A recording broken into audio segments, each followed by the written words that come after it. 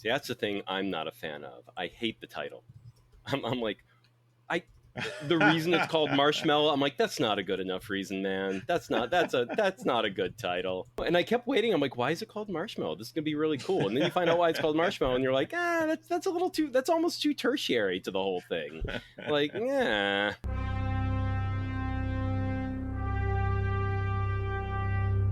Are you not entertained? Yes, sir! We'll have a real good time!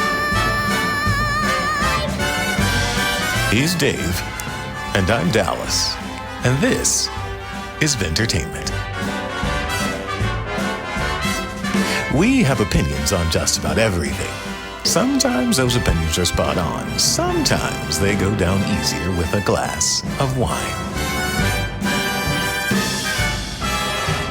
This is Vintertainment, the wine and entertainment pairing podcast.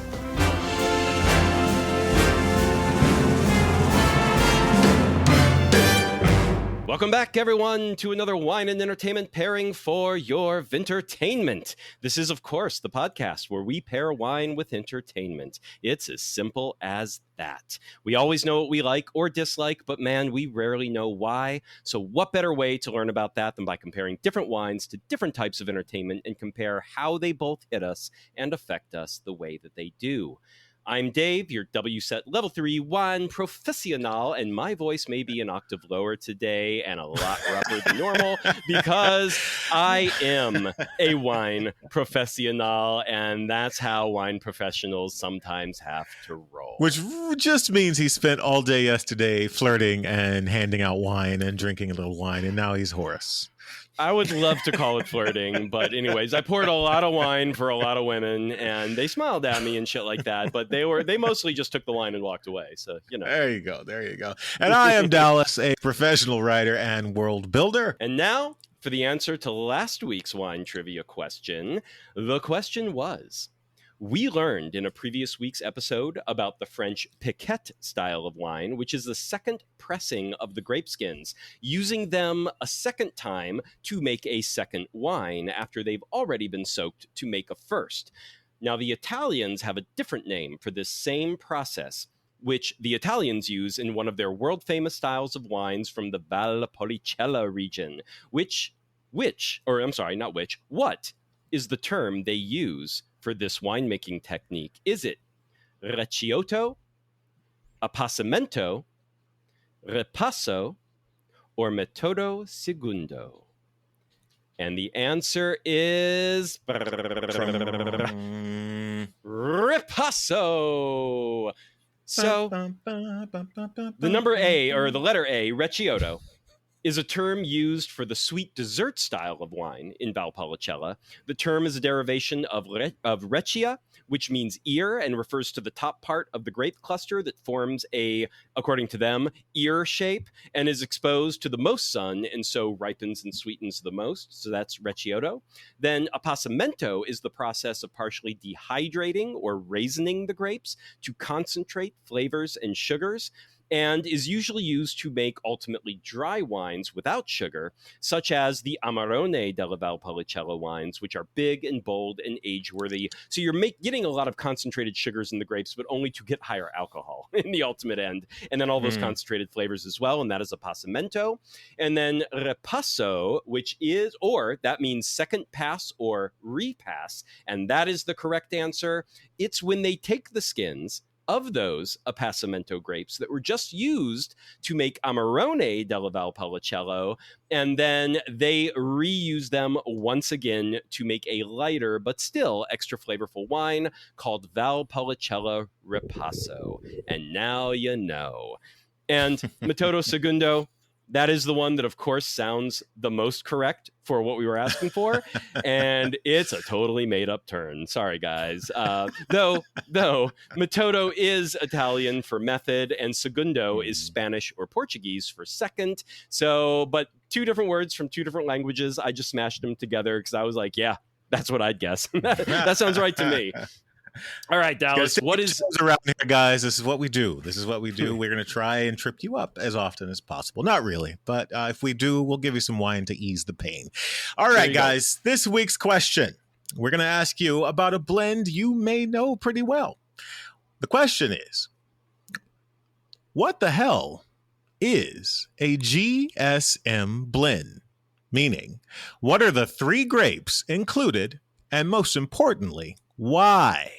Where does this blend come from? For a second part to that question. So once again, the question is, what the hell is a GSM blend? What are the 3 grapes included, and why? And the second part, where does this blend come from? Your options are A, Graciano, Sangiovese, and Mataro, which is the core blend of Chianti. B, maybe Grenache, maybe, exactly. B, that's the question. Grenache, exactly. So I'll start over again. Your options are A, Graciano, Sangiovese, and Mataro, which may be the core blend of Chianti. B, Grenache, Syrah, and Mourvedre, which may be the core blend of the Rhone. C, the Gruner Veltliner, Sylvanner, and Müller-Thurgau, which may be the great whites of Austria. And D, the Gamay, Semillion, and Merlot, an affordable, possibly, Vin de France country blend. One more time, I'm going to give them to you so you can have a little time to sort of ruminate. The question again is, what the hell is the GSM blend? Is it A, Graciano, Sangiovese, and Mataro? B, Grenache, Syrah, and Mourvedre? C, Gruner Veltliner, Sylvanner, and Müller-Thurgau? Or D, Gamay, Semillion, and Merlot. To answer this question and find out the answer, head over to our Substack at vintertainmentstudios.com. Find this post on the Marshmallow movie and cast your vote in the poll. Then scroll down to the bottom to see if you got it right. And can I just say, I'm going to interject real quick before we move on. So I just want to say this is a change from previous weeks, folks. We now have the poll embedded in our Substack posts. So we're no longer going to reveal the answer in the next episode of this podcast. We're just going to drop the question so you can hear it. And then the question will be written as well in the body, in the description of this episode. But to answer it, you need to go to Substack and click on one of the answers of the poll. And once you do that, you can scroll to the bottom of that post and the answer will be there for you to see if you got it right. Honor system people don't scroll and look at the answer until you've guessed. See if you can get it right. See if you can figure a reasoning out, and then it's much more fun that way. Nobody knows. I cannot actually see who guessed what. I can only see the total number of guesses and what the ratio of who guessed what. So don't worry about it. Nobody can see that it was you who fucked it up. Just have a little fun. Just have a little fun. Exactly. Live on faith. Live on faith. And now the movie we are here to talk about, the independent horror feature film Marshmallow. A synopsis. When a once fabled campfire tale becomes real, a group of preteen and teen campers uncover a profound secret that questions their very existence. Marshmallow is the feature film directorial debut of short film director Daniel Del Purgatorio. Fucking phenomenal horror director name, can I just say? That's got to be made up. That's pseudonym. There's no way that's real. I don't think so. But Daniel Del Purgatorio. And by the way, Del Purgatorio, all one word. So it's not like split into two little things. But Daniel Del Purgatorio, written by Andy Gruskowiak, who penned the 2021 Bruce Campbell-led horror comedy Black Friday, a movie that, I'm sorry to say, I do have to say this. I'm sorry to say, but I do have to say that I am not a fan of. But it was an ostensible comedy, and I suspect Gruskowiak is not really much of a comedy writer, as this much more honestly dramatic horror film, Marshmallow, isn't particularly trying to be funny and works all the better for it. Because I did quite enjoy this one, whereas Black Friday, I was like, ooh, boy. I tried watching it when it first came out. It was, it came out on Black Friday or like the week of Black Friday. So I watched it as a Thanksgiving movie. And I love Bruce Campbell. And oh boy, folks, good luck with that one. But this one I'm recommending now. This movie stars teen stars Hugh Lawrence, Kai Chek. I'm not a Kek. Okay, it's Cech. Now these it's Kai Kech and Mia Kek. They're sisters.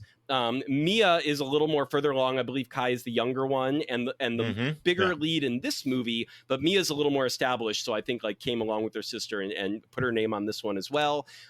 They're pretty popular among teen folk, which we are not. So I don't know how to say their last name, but I apologize because I think they're big enough that I should, but I just don't. But anyway, Kai Kek, God damn it. Kai Kek, Mia. Hey, Kek, they're all right, and they're all wrong. Say whatever comes out. There you go.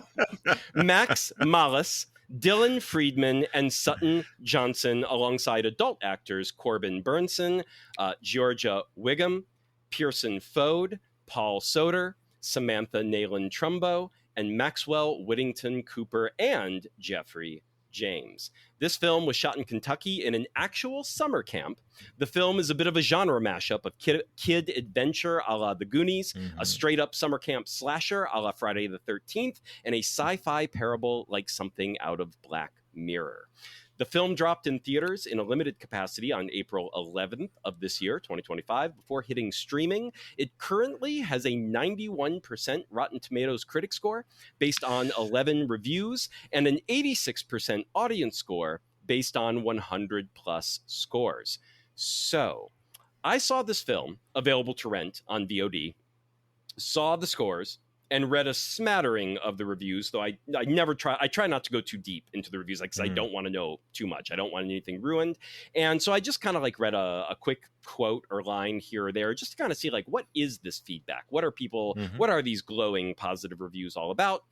And then I pulled the trigger to give this indie film a try, set it for a podcast episode, and see what happened. I do think that is something we want to do a little bit more of on this podcast going forward. Yeah, just like you see the movie and it's like, I'd never heard of it. I don't think it got a big marketing budget. I don't think it got a big marketing push. Even though it got a limited theatrical release, like 11 professional reviews is not a ton. It's not 3 reviews, but it's still usually, even on a limited release, you're going to get like 25 reviews or something. So this flew under the radar for sure. So I've been thinking recently that, look, we're independent. We're an independent podcast. We can cover whatever we like. And a year ago, we covered a lovely indie UK horror film, The Moor, which, by the way, just dropped on digital for North America this past month. So in June. That's right. I know. When we've covered it, we're like, okay, it's out in the UK. I think it's coming to the States like within a week. It's been a year, folks. That was July last year. So we were wrong on that front. It took a year to get to us, but it's out now. So go listen to our episode on that and seek it out. That is the episode Wine and Movies, The Moor, from 2024. And it is now dropped in North America on streaming to rent or buy. So why are we sticking? So, I thought, why are we sticking to such wide release, mainstream fare all the time? I mean, yeah, we need the attention and the listens. Who doesn't? But if we don't cover the smaller works that have too little marketing behind them, who the hell? Yes, who the hell will? Yes. So here we are talking about a horror film I certainly hadn't heard of before I stumbled across it at random. Dallas, let's get first impressions on the film out of the way before we talk about the wine pairings. How blind did you go into this? And without giving any spoilers, how did it play for you? I knew nothing about this film other than the title. I came across it on was it Letterboxd? I think it was Letterboxd, and I lurk on Letterboxd. He is not active. He doesn't do jack shit on Letterboxd except lurk. Mostly because I'm afraid to open that fucking Pandora's box. Like that's going to be my jam. I know it is. Just opinions on the sort of minutia of film. That's going to be my fucking moderation jam. In all things. Moderation you've met me. Things. I don't have that speed. I have, I have world record pace and sloth. That's about it.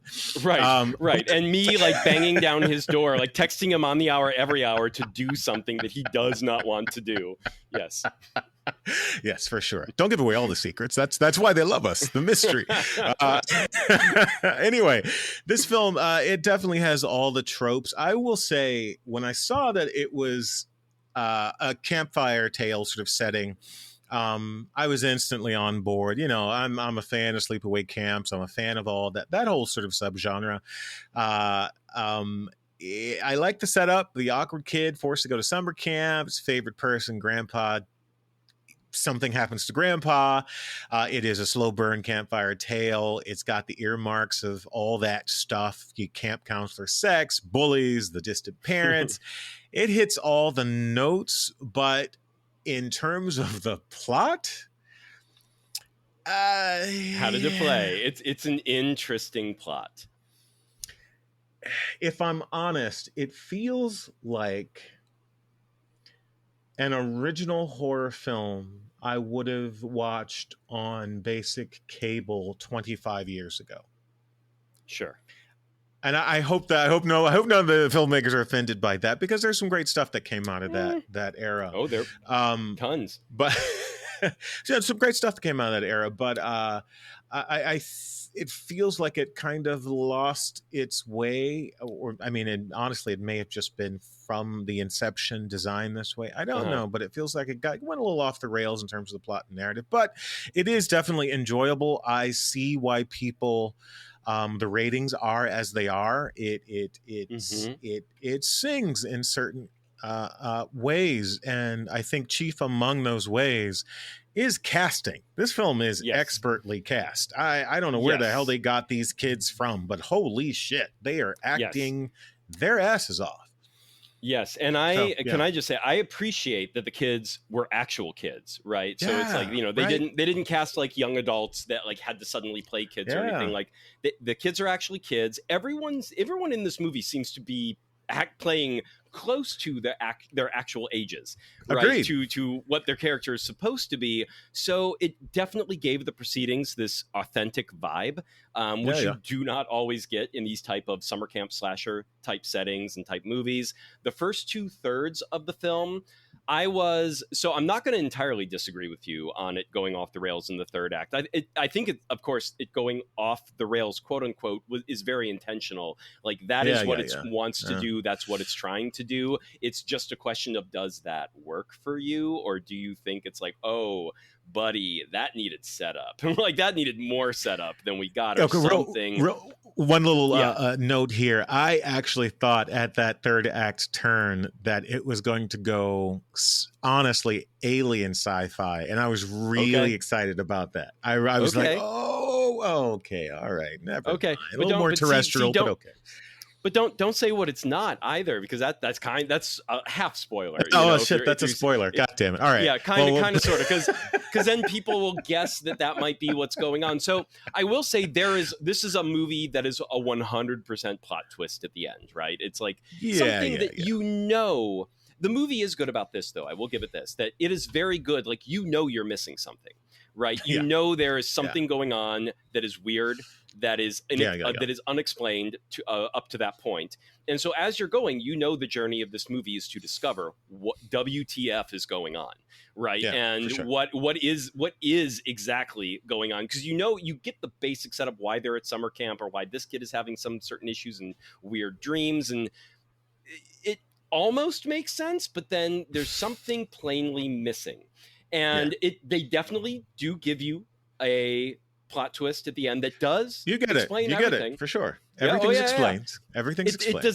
It does not make sense. I will give it that as well, but it's a big leap, and it's going to work for some people, and it is not going to work for others because of how big of a leap that is.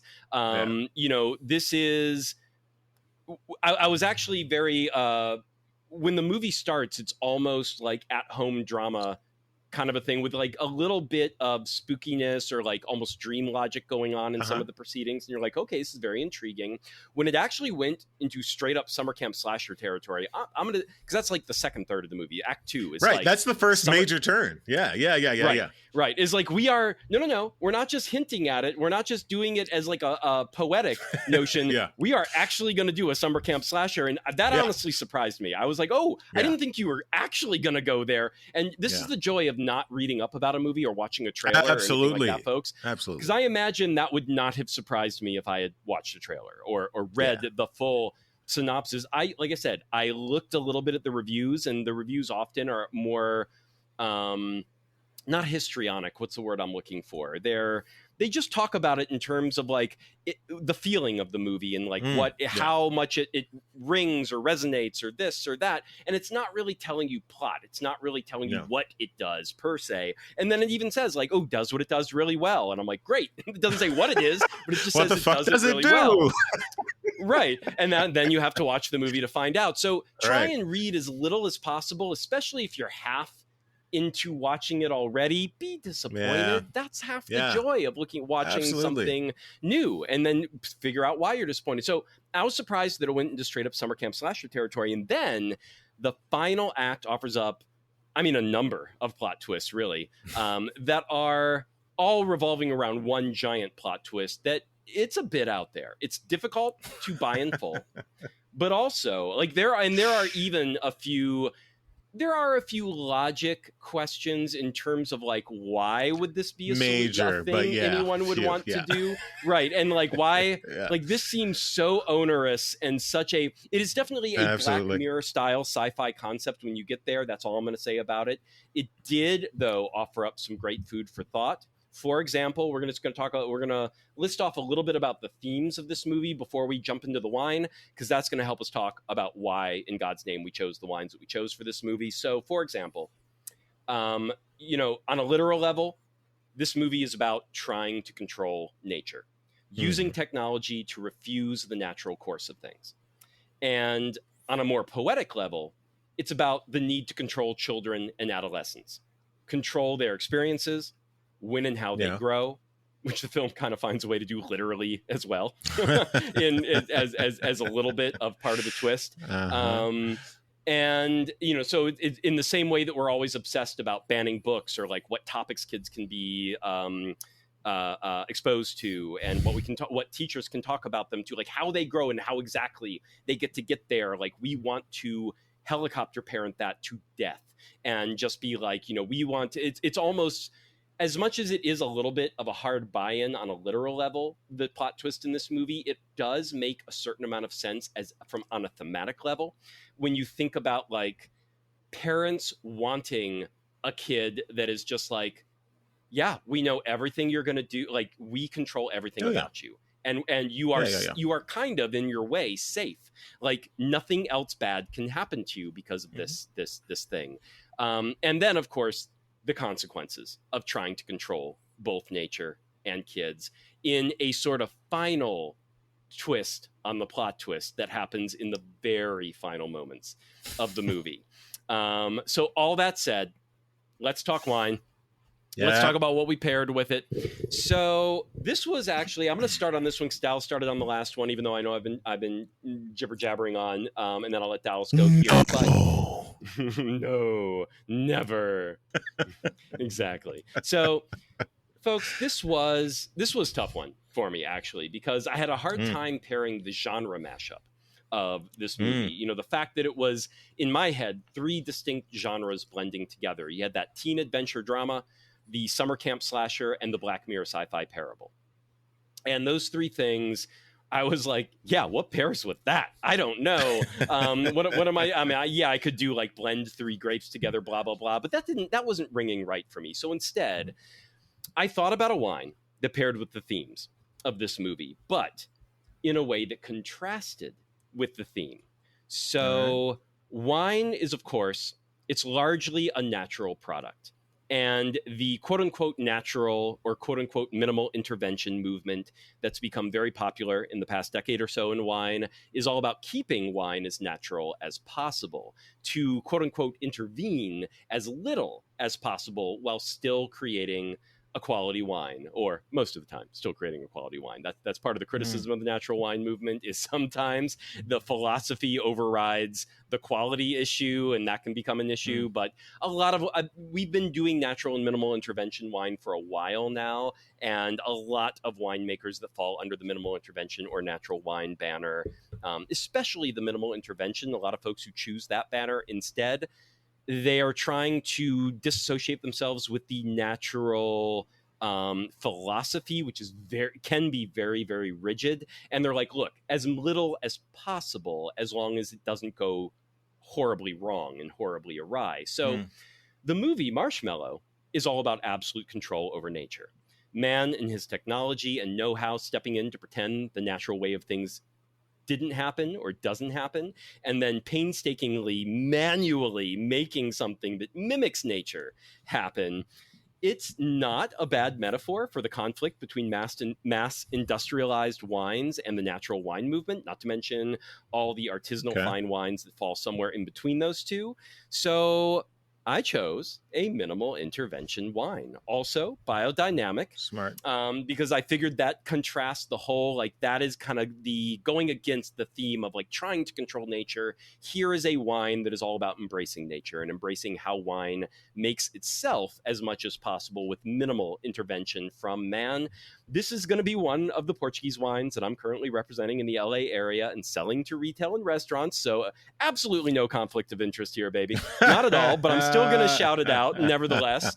But the wine is from Planet Mourvedre. That is Mouraz. Mourvedre is how you pronounce that in Portuguese. It is the Planet Mourvedre Nina Palhete, which is Palhete is a Portuguese term for a light-bodied, low alcohol red wine, often made by blending red and white grapes together. So this one is exactly that. It is 50% red wine, 50% white wine, 20 plus indigenous grapes, none of which you have ever heard of, guaranteed. Nice. All like these are not the main grapes of Portugal. These are not, they do grow like some Cab Sauvignon, Cab Franc, Syrah, Merlot in Portugal, but these are not those European grapes that you know and love. These are all 20 plus indigenous grapes, none of which you've heard of. Half white, half red. It's a field blend, so it's like that. A field blend is something where you kind of take an entire quote unquote field or vineyard. You're picking everything that's in that field, all the grapes, whatever they are, you're putting them all together into one wine. And it is light drinking. It is light bodied. This is a chillable red for sure. It is complex while still having this just lightness and deftness to it, and when you put a chill on it, I mean, it just sings. It can pair with numerous foods. This is one of my favorites that we are representing right now, and I dare say a child might even dig it. I did not say that. Don't say that. Don't say that. But this could be their hot chocolate with marshmallows, folks, which gives a hint to why this movie is called Marshmallow. And, this is like, I think of things like Manischewitz or like, just that lighter. It's like, it's so easy going. It's easy drinking while still being complex. So in that way, I think it fits the theme of a movie about childhood and adolescence and all that thing. Okay. And I think about, what kind of a palate does a kid have? So no, I'm not trying to get kids to drink, folks, but I'm just thinking from a kid palate perspective, this is a wine that could even fit that. You can currently, I do know this, and since I sell it, you can currently buy this wine in Portugal or in California. Those are two places I know it exists. It is in San Francisco, San Diego, and Los Angeles. I'm aware of it currently being in stock in Stanley's Wet Goods, Bloom Wine and Flowers, Lou's Wine Shop, and K&L Wines. You would have to, it's only in the San Francisco store at K&L right now. So you can mail order it online from them. So K&L, Bloom Wine and Flowers, Lou's Wine Shop, Stanley's Wet Goods. I believe they will all ship to you as well. Or if you're in the LA area, check any of them out. You can find this Planet Mourvedre Nina Palhete. It is really, really good. And if you've never had a red and white wine blend before, folks, that is something that used to be very common in wine, and it's really fallen out of fashion these days. Chianti used to traditionally be a decent amount of white mixed in with the reds, and that has been outlawed in recent years in Chianti. So now it is all red wine. It has to be, but it's a shame because, man, it made really drinkable, delicious wine. So anyways, that's my pair, and Dallas, what you got? All right. I kind of took a similar route into this, but I was like, all right, let me find maybe a blend that sort of mirrored what was happening, the attempt that was made at blending these, what essentially amounts to three different acts, three different narratives, three different plot sort of roots. Genre, there was a lot of weaving going on here, and actually less weaving and more just sort of connecting. and gluing almost. And you know what I mean? It felt a little disparate. No, glued, not disparate. It's all glued together. It's together. Well, glued meaning there were very fine, rigid patchwork, sort of parameters, I suppose, perimeters that were just sort of glued together without any real intersection. So you didn't. Anyway, you felt like all those plot twists and the way it moved from one thing to the other wasn't. I did think getting into the summer camp slasher part was fairly seamless. It's just that plot twist at the end that for me was like, the more I sit on it. We'll talk about this more in just a moment. The more I sit on it, the more I like the plot twist and I buy it a little bit better. But initially, that evening that I watched it, I was like, oh wow, that was that's a leap. I don't know how I feel about that. It's sort of like when I was first exposed to the GSM blends. Don't say what they are. That's the wine trivia question of the week. I was about to. I was totally about to. I was like, oh wait, no. We've embedded the answer in the episode. There you go. But when I first started tasting GSM blends, I couldn't honestly get into many of them. And interesting. I honestly don't know why. Still to this day, I don't know why. I enjoy them now for sure. And I think with this film, if I were to watch it again, I could probably watch it less as a sort of a critique, because my critical eye was definitely engaged. Once that first twist came, I was like, okay. All right. Okay. All right. You're pulling me out of this. God damn it. But I did. I thought maybe a GSM, a blend of some sort. And then I remember having a Chenin Blanc from Gelson's, which is my neighborhood wine store. Dave and I like popping in there. And also got a bottle of this from K&L, just by the way, if you're looking to purchase it. But it was definitely in the upper end of dry. It was, there's lots of green apple, so lots of like vibrant fruits. There's good minerality.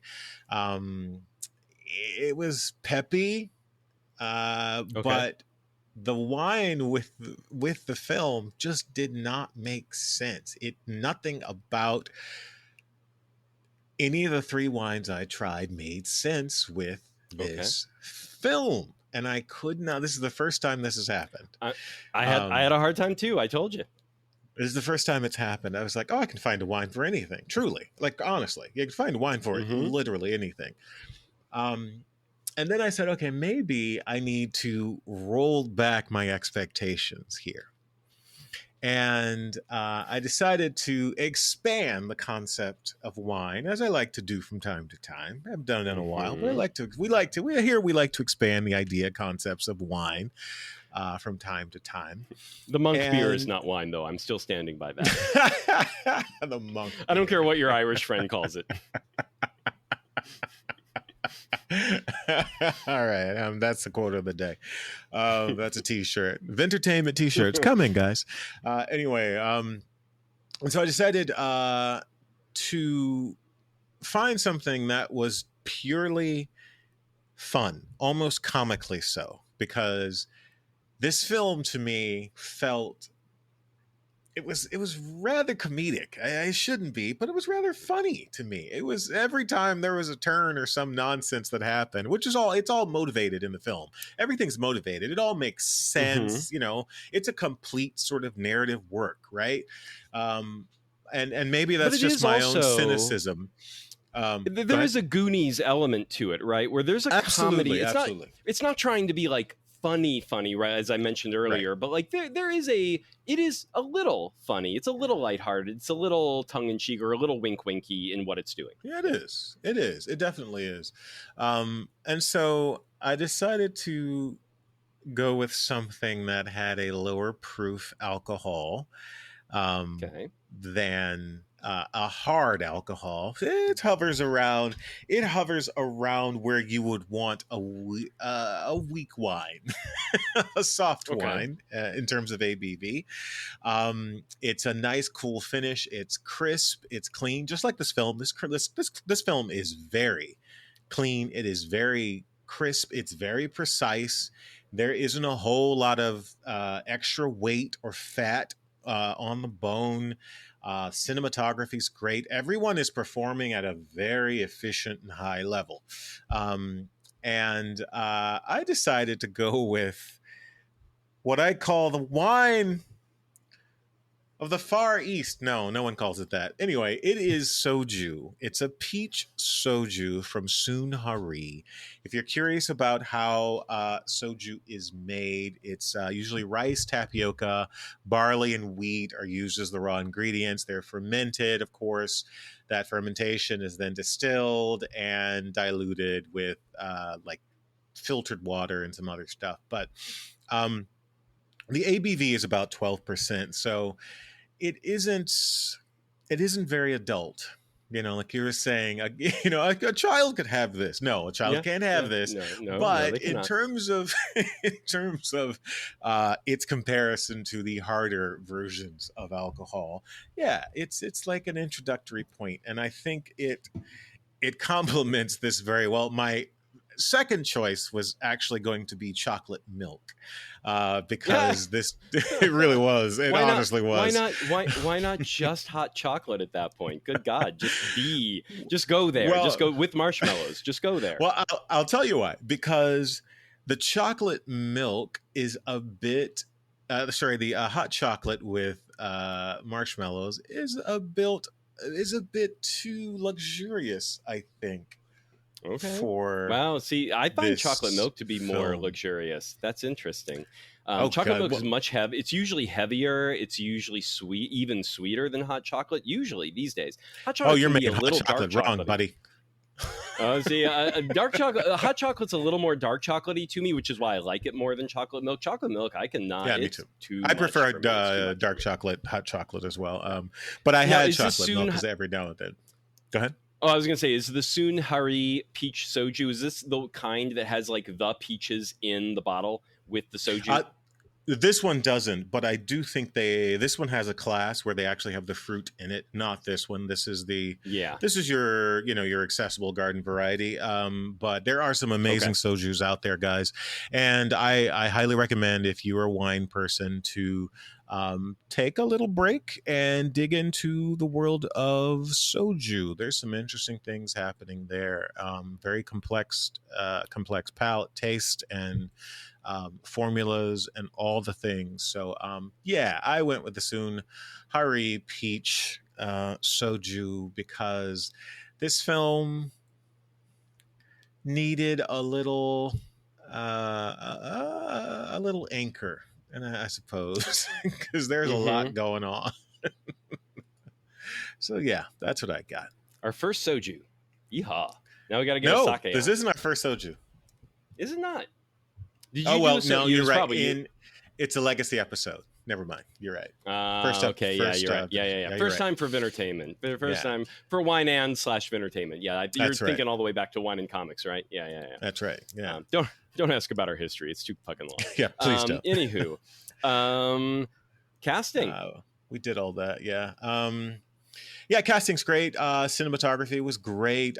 It is a very well shot film.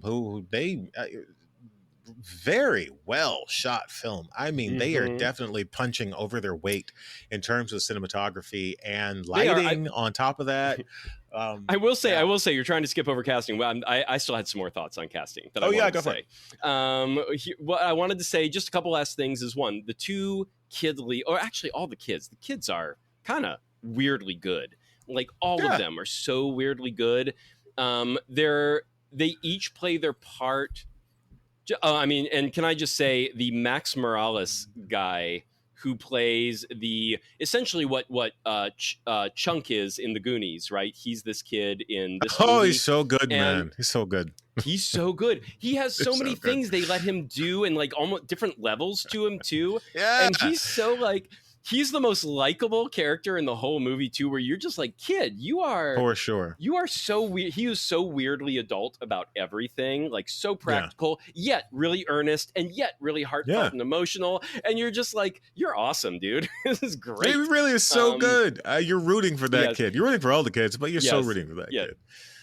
And then the little budding romance between the two kid leads are also is actually something you kind of buy. I'm like, damn, this is actually like working. Like, it's not just something where you're like, yeah, you're making the kids have a little kid romance. You're like, oh no, this is adorable. Yeah. This is awesome. It really is. And then and then even the adult actors, I do got to give them some props here too, because they go from not being nefarious to being nefarious to being not quite as nefarious as you thought, and they do all of it really well, and they pull it all off. Like they get that shades of gray at the end there as well too, and you're just like, huh. And which is one thing, the twist does put certain things in light where, as much as it's hard to buy the twist itself, it does make the movie make sense, and you think back to some of the performances, and you're like, oh, those are spot on. Okay, cool. So I did want to mention that about the casting one more time. Yeah, no, I agree all around. Great bully characters. There's one bully character that in one of the first really dynamic scenes,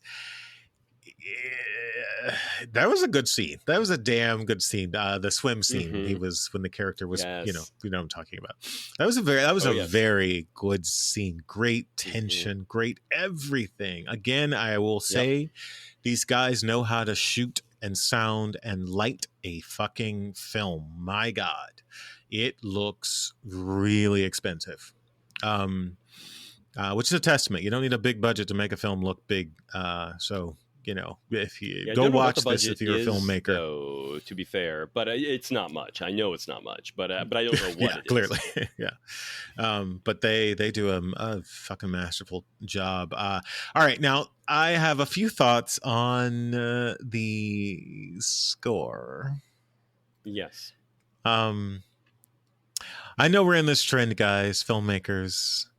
We are paying homage to the synth era with our Wes Craven acolytes and all these horror films. The Carpenter, Goblin, all these films love Tangerine Dream, Goblin Core, Tangerine Dream, whom I love, by the way.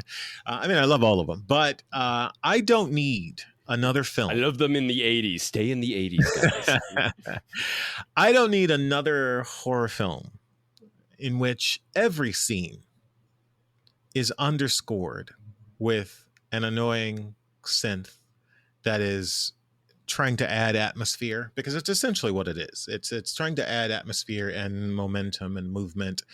I think there's got to be some levels in there where we can just listen to the actors and the characters speak and do things without the synth underneath. I take umbrage with it all the time, every time. Again, it may have just been the fact that I went in with a sort of preset annoyance at that, but it was a bit much for me. As a counterpoint to that, we were talking about this a little bit earlier, but I did not even notice the score. So I didn't come in with the preset annoyance, and the score. For me, it's not a score that called attention to itself, which I think is a good thing, at least not to me. Again, that's all I can say. But to me, it's like when Dallas was like, what about the score? I was like, oh, like, what about the score? I'm like, what about the score? I was like, how could you not? It was blaring the whole time. No. Yeah. So as a counterpoint, all I can say is that for me, when I watched the movie, the score, whatever it did or didn't do, however much it enhanced what was going on in the film or didn't, it just didn't draw my attention to it. So I didn't notice what it was doing or not doing. But the movie, so I have nothing negative to say about the score or glowing per se, outside of the fact that like it did that thing, which is a good thing usually, which is it didn't draw attention to itself. And it's not to say that the score isn't good. That's not what I'm saying. I'm just saying it is omnipresent. That's essentially the sort of statement there. The score is actually, the sounds, sonically, it's great. Like isolated, I went back and listened to a couple of scenes. I was like, oh yeah, that's good. I just don't think I need that here.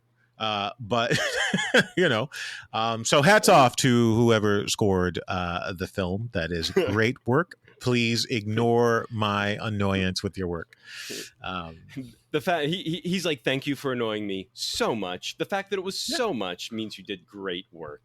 Yeah, absolutely. It's good. It's there. It's great. It's just All right. So anything else we want to say about? I mean, I would say for me, this film is a definite recommendation. I think you have to experience it and try that ending out on yourself and see what you think. There's no guarantee you're going to love it. There's no guarantee that you're going to hate it either. That's true. A lot of reviewers, the reason this is sitting at 91 and 86% Rotten Tomato scores is because most people that are watching it seem to be like, oh, they great. like now, it. That said, Yeah. Right. The 14% that didn't like it are like 1-star reviews. Like, I mean, they're like, they had strong opposite opinions to it. So it's going to be, I think that plot twist is very divisive in that regard, where if you dislike it, you're probably going to hate it. Me and Dallas, for whatever reason, like, I mean, I do think it's a leap. And actually that's a question for you there, Dallas. If you read this as a script, right? Instead of watching it as a movie, you read it as a script and you got to that third act, like, so you're not giving any advice on how it was shot or who was cast or how the whole thing was executed. You're just the story on paper. What is your feedback in terms of, or what would you yourself, what would you do differently in terms of trying to make this work? Could this be made to work, do you think, or would it just need to be something else? What was the length of the film? It was, let's see, like an hour, roughly 90 minutes, and I think it was 90 something. I think the issue was that third act sort of culmination kind of felt like a build-a-block. It felt like a Lego situation where you're glued together thing again. Yeah. And I think it totally could have worked if we had a little more time, another 20 minutes, 20 minutes maybe. It just it doesn't sing. I mean, I love the existential thesis of the entire thing. I really enjoy the idea that we're playing with these concepts of, am I giving anything away? Let's see. Let's see. Am I giving anything away? Hold on. Speak carefully. I know. Okay. Speak in thematic strokes, not in specific. Yeah, I know. That's what I'm doing. Honestly, I do think it could be a simple fix with just a little more time to expand upon that third act turn, honestly. Okay. That third act turn. So because it's a solid concept. Ends, right? It turns and ends. It turns into a wall. That's essentially what happens. It turns right into a wall. Meaning it ends. Into I would say, or a dead end or something like that. Well, no, that's not right either, because we use that term to be like you dead ended yourself, but it literally does it's the end of the movie. So you get the main plot twist, and then you get kind of a tiny twist on the twist at the very last little beat of the movie, and then credits roll.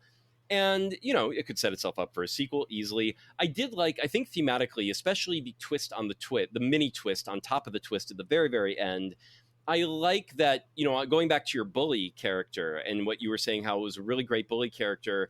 You did also write down a note where you were like, wouldn't the adults, they don't seem to really be bothered that much that this bully character is such a bully, given what the twist is even going to be later, right? But I do think the twist of the mini twist on top of the twist kind of explains that, in that this is about controlling everything, right? And they thought they just had it under control. And they're like, well, whatever you wind up doing or not doing, I mean, we can just make a few decisions literally overnight to control you and undo these things of whatever you might do. And then when it goes so off the cliff where it's like all of this thing, whatever it is suddenly like runaway train, it's going off the rails. It's you actually, and it's too late. Like it's actually, and then that's sort of where the movie ends. I think that's what kind of gives it. It's like they were so self-assured that that this was their thing that they could control rather than nature, and so they weren't treating it like nature. They weren't treating it like this is actual antisocial, violent behavior or anything like that. And so I think it's technically a great. Absolutely. Technically, that scene makes perfect sense the way they directed it and wrote it. You know, they wouldn't respond because of what they know to be true about these characters, right? And so, you know, you have to rely on your audience to be able to put that together after the fact. But another thing, I think it's kind of a curious little take on the notion and concept of eugenics. It's a little sort of a degree of separation from that concept, which I actually really love. You know, that was kind of the saving grace for me. I was like, oh, they're playing it thematically and in terms of ideas. They're playing with some interesting stuff. Like they don't really break it down to be like, this is what is happening. They tell you what is happening, but they don't tell you what extremely specifically from a technological perspective that is. So it gets to be like something, and I think that's all I'm going to say anymore about it, because just go watch. If we keep talking, movie. we're gonna get into the weeds. So go watch the movie, but guys. I think the answer is to your question. Had we had a little more time to play in that third act, I think the film probably would have sung even more, because everything else is just firing on all cylinders. But hats off to the filmmakers. Yeah, you guys did great work here. So yeah, go see this film, guys. I agree. Yep. You can rent or purchase it. And right now, I believe it's only on rent or buy streaming, but you can find it everywhere. I believe it's on, Fandango. It's on Apple TV. It's on wherever you can purchase these types of VOD films. Give it a rental at the very least, and support an indie film that just came out.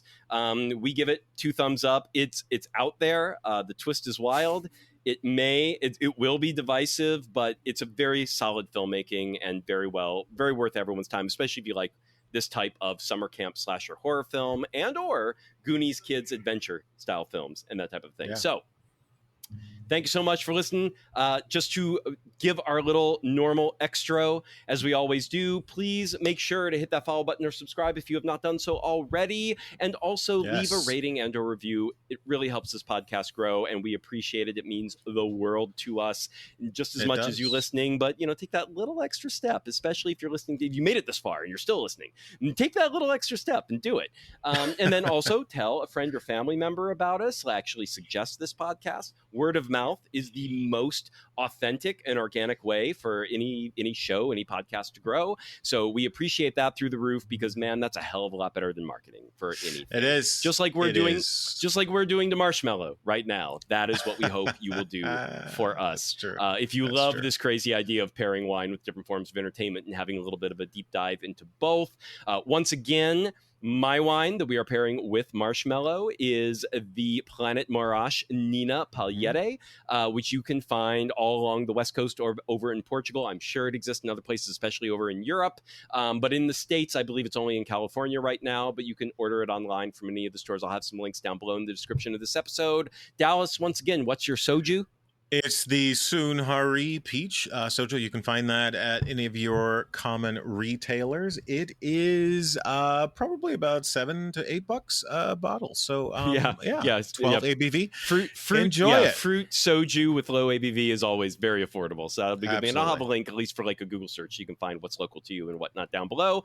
And as always, don't forget to visit us on our Substack, entertainmentstudios.com, and find this post so you can actually guess the wine trivia question of the week and discover the That's right. answer. We would love to see you there and have you interact with us. You can also support this podcast by going over to VinEntertainmentStudios.com, becoming a subscriber. You can do that for free, but if you want access to absolutely everything, you can consider becoming a paid subscriber. That is how you can support this podcast. $2 a month or $19.60 a year, or you can, at the tippity top tier, you can become what Substack calls a founding member, but what we call a producer. Thank you very much. You can become a producer at $50 for a year, and a producer gets you a shout out on every episode, and you get to commission your own episode and tell us what you would like us to cover. One episode per year that you are a producer. And so shout out to our first 3 producers as of right now. Shout out to Jessica Mason, who has her own Substack, monsteroftheweek.substack.com. She is a horror writer in her own right, and she is amazing, guys. Please go check her out, monsteroftheweek.substack.com. Kate Rochelle, who has survived on wine.substack.com and is a Portuguese wine expert. So, hey, what the fuck do I know? Go check out Kate on Substack. And lastly, Paul Kalmkiarian, who has his own wine podcast, Wine Talks with Paul K. And man, he's batting 1,000 these days with the people he's getting on his podcast and talking to. He talks to a different person in the wine world every week about very important wine topics. So go check him out as well. Once again, thank you so much for listening, everybody. We will be back in 1 week with another wine and entertainment pairing for your entertainment. Ciao until then. Later, people.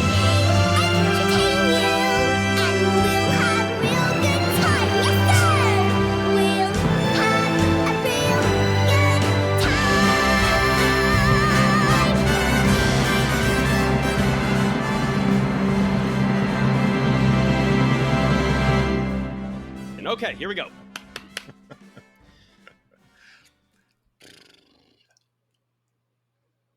Gotta stop making noise. Shut up. Yeah, true. No, I'm just saying I need an edit point. I'm like, here we go.